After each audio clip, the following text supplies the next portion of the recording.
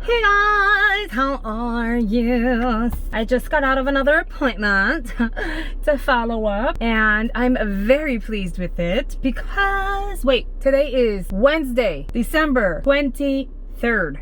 Yeah, right before Christmas Eve. So I'm so happy that there's nothing but good news. Hallelujah. Amen. Thank you, Jesus, because I've been feeling good, you know? So you don't want to be betrayed by your body and be like, oh, I feel amazing, I feel good. And then all of a sudden it's like, it's not amazing. But no, it was amazing. It was so fast too. This is like, I literally was like, can I get another appointment first thing in the morning? Because it is so quiet here. Like there's no one here. And this was a by mistake appointment because my appointment was really tomorrow. And they gave me a call and said, hey, can you come in a day earlier and just come earlier in the morning? I was like, abso-freaking-lutely.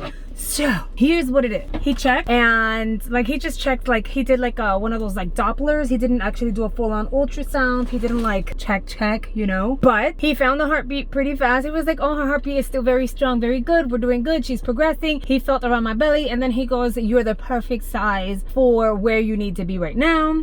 And then of course I asked him the questions that I had. Like, first of all, there are times where I'll wake up and my stomach is not all that big. I have a belly, but it's not as big. And then there's times that my belly is way bigger than it has been. So I'm just kind of like, is that normal where my belly looks bigger sometimes and then sometimes it doesn't? Like, I'm just, you know? And I know you guys like my faces and my expressions. And he was like, yeah, that's perfectly normal, don't worry about it. Like, that's just her moving inside of you, shifting, and you know, however she feels comfortable. If she's not comfortable like more outwards, then of course she's gonna be inwards, which means you're not gonna show as much. He goes, but you're fine, like I'm feeling her, you're good. I was like, okay. I said, okay, fine. And then the next question became, why is it that I said I've been, like the last time I was pregnant, it was like 8 years ago. So this may be normal, maybe not, I don't know. I said, but here's the question. There's like a lot of times throughout the day I will lay down, whether it's on my side or on my back, and I will feel one side of my belly harder than the other. And then as I adjust my position, the whatever is hard, like that mass, is literally like shifting inside of me. Is that her getting comfortable? Like, what is that? He says, well, it's two things. Your uterus is shifting and stretching inside. So it's shifting based on how the baby is moving too. He goes, so she's definitely moving around in there. And so, you know, she's getting comfortable. Then your uterus is shifting too. He goes, but it's not a contraction. You're not in pain. I'm like, no pain, no bleeding, no nothing. I'm good. Like ever since you put me on the progesterone pills, I am good. I sleep like a baby. I am not in pain. I am extremely comfortable. I feel really, really good. He goes, and that's what I want to hear. Everything is amazing right now. And I was like, thank you. So I have this joy inside right now. With every appointment, every few weeks or every other week, I just feel better, which is great. He says, I'll be back in 4 weeks. I should be 24-ish weeks or something like that. Anyway, so the deal about it is we've already started talking about scheduling my cesarean. No, at 24 weeks, I will be getting a steroid shot, which is going to help the baby develop her lungs. And then he says the next day I would come to the office and get a second shot. And this is all part of, since I've had issues in the past and I've gone through preterm labor, he goes, we just want to be prepared. So if she decides to come a little earlier, at least we've already got her on the steroids, so her lungs start developing a lot faster and she'll have the strength that we need her to have if she were to come earlier. And if she doesn't, well, at least we prepared. It's not harmful, it's just to help her. And I was like, I'm good with it, it's good. Okay, so I'll definitely get those 2 shots. Then he says, once you hit 30 weeks, we're gonna schedule your C-section. And I was like, so he was like, yeah, we're gonna schedule a C-section. You've had a C-section before. I think the safest thing is to get a C-section done again. It just makes sense. And then he goes, I'm not gonna make you go through unnecessary discomfort and pain. He goes, so we'll schedule your cesarean. During your cesarean, we will do your C-section first, get her out, and then we will remove your cerclage. That way we get it all done one day and I don't have you in pain, you know, a week or 2 prior. If it turns out that you go into early labor, then we're gonna take care of the C-section, get her out, and then eventually you can come in and we'll take your stitch out. He goes, the stitch is not an emergency to have removed. That's not the priority. The priority is the baby. So if I can do it all in one day, that's perfect. And if I can't, baby comes out first, and then eventually we remove your stitch. And I was like, I like your game plan, sir. I really like his game plan. So I feel real good because removing a cerclage is not sexy at all. And I'm using the word sexy not to frighten people, because I've had a stitch removed in the past and they don't numb you. At least I wasn't numbed. I went in not knowing what to expect. I was just like, okay, like fine dandy, I'll probably go in. And no, it was painful. Like it was bad, okay? And they just clipped it and then they were pulling and then and then I can see it on a tray on the side, like thing that they used to actually stitch. That was traumatizing. So I was a little afraid of I was actually more afraid of the cerclage removal than the idea of a C-section. But now I'm not super freaking out or anything. I'm actually pretty happy. I'm gonna go home. I don't need to stop for food because this was a really early appointment, so I ate. So now I'll go home and start prepping for lunch. Anyway, I'll see you guys later. Hey guys, happy Tuesday. It is Tuesday, December 29th. I just finished filming this tutorial. It's already up on my channel. Make sure you check the description box down below if you want to go check it out. I tried to have a lot of fun with it. I know it's not an everyday type of look. I get it, but it's about having fun. We can't just do neutrals or cranberries every single time. Sometimes we have to step outside of our comfort zone. Whew, that was a lot of talking. Girl, I am having like little crampings, you know, little crampies, which is why I didn't work yesterday, Monday. I just chilled. I didn't even vlog or anything. I just like sat down and did nothing, laid in bed, and I did cook. But other than that, that's it. I have a follow-up appointment tomorrow with the perinatologist. But I'm feeling good though. It's just like minor cramping. But I think it's maybe if I hold my urine for too long, which I don't feel like I am, I go pee and it kind of goes away. So that might be it. I don't know. But anyway, that's what we're doing. We're gonna have to go film another video, which is great because my hair, girl, is dirty. I put a hair wax just to make sure I pull everything back, and those baby hairs that I had here, I ended up taking them out. I just couldn't do it anymore. They were like the regrowth. I just could not stand that regrowth anymore, and I know it was a mistake for me to remove them to begin with, like my baby hairs, but then the regrowths were just looking super awkward and it was just weird, and there was no way that I can hold them down. So I said, you know what, it's time for them to go. So I like literally grabbed the tweezer and just tweezed the excess hair that I had here, which looked really bad. With that said, as you guys can see, I changed up the studio. Boom, boom, boom. I changed it up to accommodate lights. I'm gonna show you guys the lights now because I'm not gonna do a whole like studio update thing, but this is my closet where I keep all my makeup stored and that kind of thing. I moved this little shelf over here. You guys are familiar with this. Is usually on my background anyway. Here is the desk space that I had behind me initially. And this here is basically like my lippies. There's a whole bunch of them missing because they're up here. I've been filming lippies and stuff. Yeah, so this here is pretty familiar, except back here, instead of like clutter, I actually have lippies. I removed the frames, I put them somewhere else. And here we have this dry erase board, which I don't really use. Like, do you guys buy things with the intentions of like being organized and having a strategy and having a plan, and that it never works out? Because that happens to me all the time, like 24/7. I have so many planners that expire. So I just have to learn to stop buying planners because that doesn't work. But I have that. Then these frames were the ones that were behind me over the desk. Put them behind me by the door. And then I have purses hanging here because that's just the way I am. I'm messy. I brought my little trolley thing here for my brushes and stuff. And then here's the shelf that you would normally see behind me. Now it's no longer behind me, it's on the side, because it's kind of like, it bothers me that the lighting is not amazing on it. So like if the lighting is not amazing, then might as well remove it. I have a printer with more makeup storage underneath, my laptop, and I kind of like this vibe more. There's less going on behind me, which sometimes for thumbnails it just becomes too much. And if you're asking when did I do this, I did this on Saturday or Sunday. We did Secret Santa with the family. I ended up getting new lights, which I'm going to show you in a second. And so I wanted to put them up, but I also knew that I would have to change things up. So I waited for Juan to leave the house because he wouldn't have let me. Like, no, you can't do that. You're pregnant. And I get it. So what I did was I waited for him to leave. He went to target practice and whatever with the boys.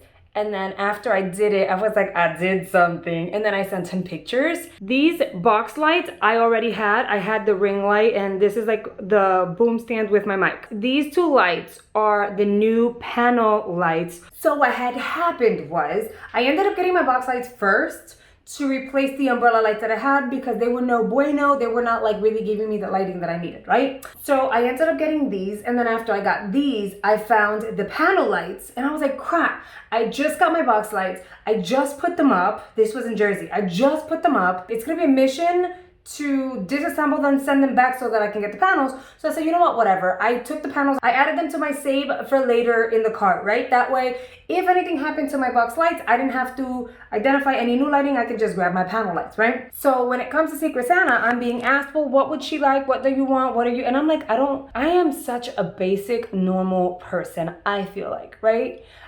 Maybe I'm not normal because I was asked, what do you want? What do you need? What can your Secret Santa get to? Give us suggestions. And I did not know what to say. All right, I put you guys on a tripod just so that it makes sense because I was like doing one of these and I'm eating a piece of Munster cheese because I got hungry again because Juan's showing me restaurants and I'm like, yeah, I didn't know what I wanted. I couldn't think of anything. Like I couldn't identify anything. We're all healthy, we're all safe, and I know that, oh, that's kind of cliche.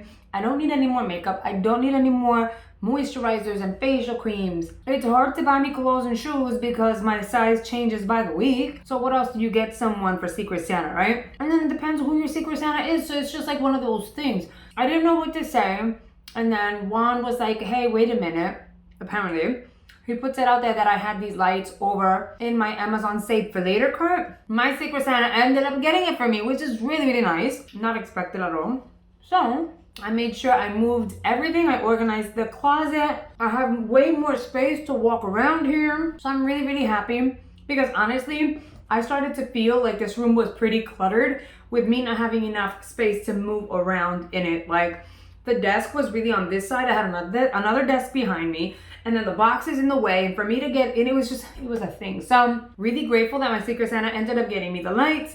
Not that I couldn't get them for myself, but I didn't want to like just go out of my way to buy things that I didn't need at the time. But if someone's gonna give to me, I'm gonna take it, you know? So it was really nice. And I'm liking this setup better. Like I said, the background doesn't look super cluttered. Feels a little more homey. Girl, if I open up that closet, you guys are gonna be like, what happened? Because even though it is organized, it's not a pretty closet. I haven't really invested a lot of time, energy, and like thought into what I would do here because it's not mine and I'm not gonna be here very long. So once we purchased the house, we're already looking, we're in process, but once we buy the house, that's a whole different story, you know?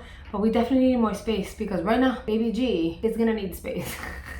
Anyways, I am going to go and film the other video, which will be hair product, because this here is one of those like foamy things that you can buy. I bought it at Five Below because girl, my hair was a hot mess. And then on top of that, I don't have enough hair to create a nice bun like this.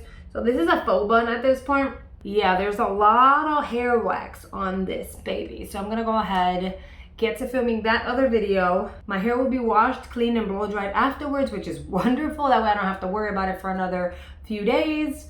And then I'm gonna get to editing.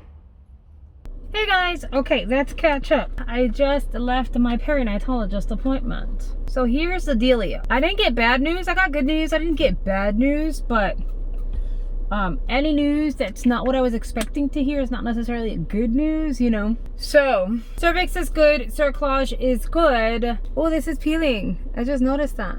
Oh, I need to get a new one. Apparently I have a mild case of placenta previa. Say the cervix is here, the placenta is here. The placenta is touching the cervix. That's basically what it is. So they have to monitor it now, keep an eye on it and see whether it shifts and kind of goes over it and goes around it, or if shifts and it goes back. The goal is for the placenta not to be on top of the cervix in most pregnancies.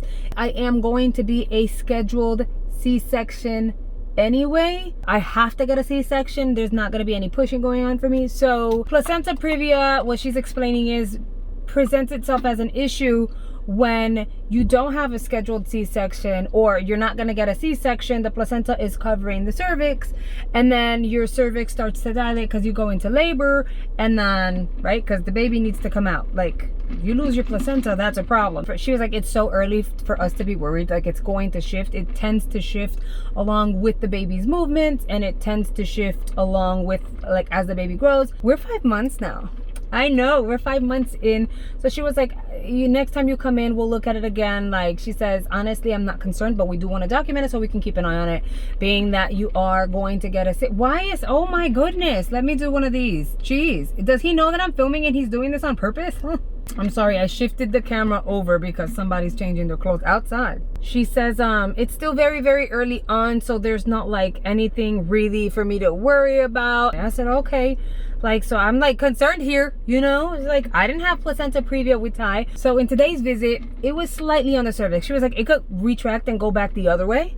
It could move up. It could just move anywhere. I'm drinking my agua on it, like in my Clean Skin Club water bottle. And for those of you wondering why is that water so dark, I mixed it with just a little bit of cranberry juice because I got tired of like just plain old water. So for those of you who are also pregnant along with me, just know that from what she says, it does shift, it does move around, and it's not much of a concern until later on in the pregnancy when you're getting ready to pop the baby out. So there's nothing that I can do, because I said, okay, like, are there certain positions that I can lay in, or like certain things that I can do? Like, I wasn't volunteering to do yoga because I'm just not gonna do something like yoga or anything like that. But I was just like, okay, like, is there anything specific that I can do to kind of help the placenta move away or move along for the next appointment? She was like, no, you just have to keep doing what you're doing. Take your rest, feed your baby, and just take care of baby G. The placenta is gonna move around, just leave it alone. Baby takes care of it. I was like, okay. I mean, I'm not freaking out, you know, but I don't want to hear that. Like, you know what I mean? Like, that's just another thing that I have to be like, oh, what does this mean? What does it mean? What does it mean? What does it mean? So, you know, I'm gonna go home and do all the research that I can, because that's just who I am. With that said, she gave me measurements. She says baby G is measuring 18.2. I asked her, is that like millimeters, centimeters, like what? She was like, we don't really measure like that anymore, because it, like, she's like this, you know, like her feet are not like really stretched out. So we base it off of what the system says, which is appropriate for where she needs to be, in the sense of like, she's not any smaller, she's actually a little bigger. And I was like, okay, so it's good. She was like, no, her size is good, we're good. And I said, okay. And then in weight, right now she is 9 ounces, which any baby app says a normal weight for 5 months is supposed to be about 6 ounces. But no, I said, no, isn't she supposed to be like 6.5 ounces? She says, no, her length and her weight are perfect. For her length, 9 ounces is good. And I was like, okay. 9 ounces is not a lot for us. However, she's picking up some weight really well. So that's like, think a water bottle from Costco, like those Kirkland bottles. The water alone is 8 ounces of water, and then think the water bottle itself. So that's about 9 ounces. So that's what I'm carrying inside right now.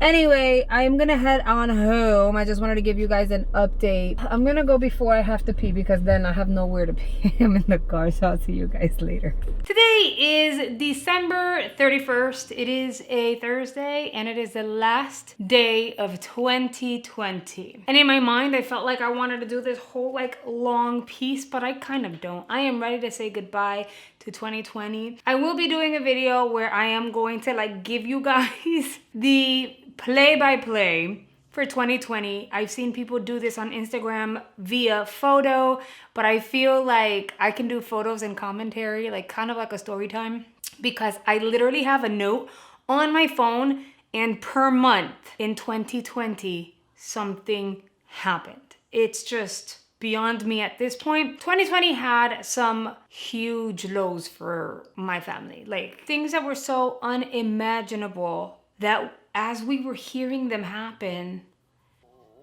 it was hard to absorb. So although there were some huge lows, we had a whole bunch of highs too, and it's just weird. So as I've said before, 2020 has been such an emotional roller coaster in general, like for our lives. To summarize 2020, it was full on chaos, okay? But I admit I can't really complain because I did not go into 2020 with really high expectations. My expectations were very, very low. Then again, my expectations about almost everything are pretty low. That way I can be really excited and overwhelmed with joy whenever things turn out with a high. Is this making any sense? 2020 has been a chaos. That's what it is. And although there were lots of lows, there were some highs for us as well. And those highs were absolutely amazing. So I cannot complain, but I am ready for 2021. So with this video, I am saying goodbye to 2020 because this is the last video of the year for me and my channel. Now, this doesn't mean I'm going anywhere. I will be here again in a day or two with a new video, but this is my goodbye to 2020. And I think everyone should go on their social medias if you can and just say your piece to 2020. Say sayonara, arrivederci, nos vemos después. No, matter of fact, I'll take that back. No te vuelvo a ver because it's done. It's done, it's done, it's done.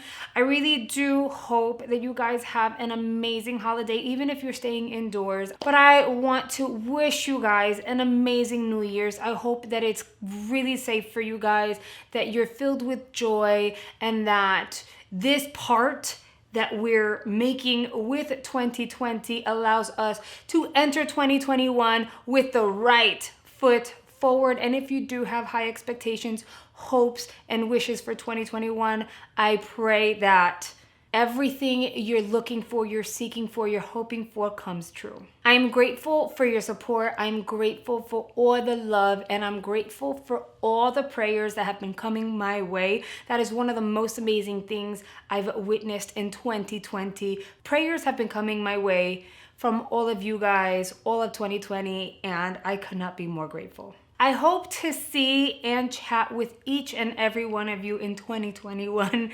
And with that, I'm signing off. Bye, guys.